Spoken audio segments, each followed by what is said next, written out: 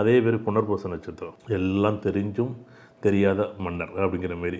காதல் தெரியும், அன்பு தெரியும், மொழி தெரியும், எல்லாம் அப்படியே எல்லா திருமண வாழ்க்கை என்னன்னு புரியும். ஆனால் வெளியில் என்ன பண்ண தருவானே அப்படி உம்முன்னு இருப்பான் அந்த ஒருத்தன். அவன் தான் அவன். நீங்கள் உண்மையிலே கதை எழுத சொன்னால் சூப்பராக எழுதுவான், கட்டுரை எழுத சொன்னால் சூப்பராக எழுதுவான், கவிதை எழுத சொன்னால் எழுதுவான். ஆனால் எழுத தெரிஞ்சும் வெளிப்படுத்தவும் மாட்டார், வெளிப்படுத்தவும் கூடாது அப்படின்னு இருப்பார் அவர். அதே புனர்பூச நட்சத்திரம் 4ஆம் பாதம் வரும்போது சூப்பராக கவிதை எழுதக்கூடிய ஒரு ஜாதகர். கவிதையும் சரி, காதலையும் புரியுதல். பூச நட்சத்திரம் வந்து காதல் கடிக்கும் அப்படின்னு சொல்கிற மாதிரி ஒரு வார்த்தை இருக்கும். அது வந்து மெல்ல முடியாது. இப்போ ஒரு பாசத்தில் என்ன குழந்தை என்ன பண்ணும், கொஞ்சம் இல்லை, அந்த மாதிரி அது ஒரு வெளிப்படுத்த தெரியாத அன்பு அப்படிங்கிறது தான் அந்த ஒரு அது என்னென்னு கூட சொல்ல முடியாது. மொழி இல்லாத மொழி அப்படிங்கிற மாரி தான் தமிழ்லே அப்படி தான் நான் பார்ப்பேன் பூச நட்சத்திரத்துக்கு. ஆனால் ஆயில்ய நட்சத்திரம் அப்படி கிடையாது. அது ஒரு இனக்கவர்ச்சின்னு தான் சொல்ல முடியும். அந்த ஒரு இனக்கவர்ச்சி யார்ட்டுமே இருக்காது. கொஞ்சுறதோ, பேசுகிறதோ, சிரிக்கிறதோ. ஆனால் என்னென்னா அந்த ஆயில்ய நட்சத்திரம் தான் இவங்க தோஷம்னு சொல்லுவாங்க. அதான் ஏன்டா நீங்கள் வேறு உண்மையிலே ஆயில்ய நட்சத்திரத்தில் புதன் தசை போடுச்சுன்னா அப்படியே பாட்டு பாடி இப்படி மனைவி தாங்குதாங்கன்னு தாங்குவான் ஒரு நேரத்தில். ஆனால் அதே என்ன ஆயில் நட்சத்திரமா, அதெல்லாம் வேண்டாம்ப்பா, அதெல்லாம் நமக்கு ஆகாது, செட் ஆகாது.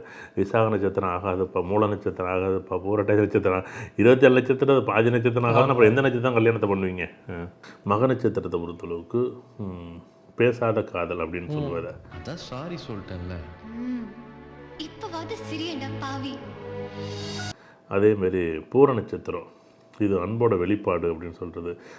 உத்திர நட்சத்திரம் உண்மையிலே உத்திர நட்சத்திரம் தான் காதல்னா நேரடியாக சொல்லுவப்பா, நான் காதலிக்கிறேன், எனக்கு திரும்ப இப்படி தான் இருக்கும், எனக்கு இதுதான், இந்த விஷயம் தேவை, இந்த விஷயம் தேவையில்லை, இப்படி நடந்துக்கணும் இப்படின்னு ஒரு கட்டாயத்தில் ஒரு காதலை செய்யக்கூடியது. கட்டாயம்னு சொல்கிறத விட கட்டாயம் அன்புன்னு சொல்லணும். அதை ரூல்ஸ்லாம் போட்டுட்டு தான் ஒரு விஷயம் செய்யும். ஆனால் அது கரெக்டுன்னு சொல்லல.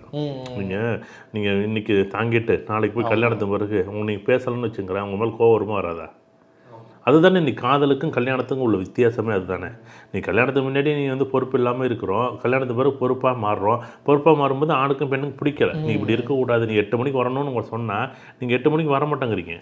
இப்போ 8 மணி வரை உங்களை கேட்க ஆள் இல்லை, நீங்கள் அடுத்த நாள் 8 மணி வரை உங்களுக்கு நீங்கள் வரந்தான் ஆகணும்னு கேட்கும்போது உங்களுக்கு கோபம் வருது. இப்போ காதலுக்கு கல்யாணத்துக்கும் என்ன விஷயம் வித்தியாசம் சொல்லுங்கள்? பொறுப்புங்கிற ஒரு வார்த்தை தானே. அப்போ மனைவி என்ன நினைக்குது, 8 மணிக்கு வரணும்னு அந்த மனைவி நினைக்குது. அவர் இல்லை 8 மணிக்கு ஏதோ ஒரு வேலை இருந்திருக்கும், உண்மையிலே வேலை இருந்திருக்கும்.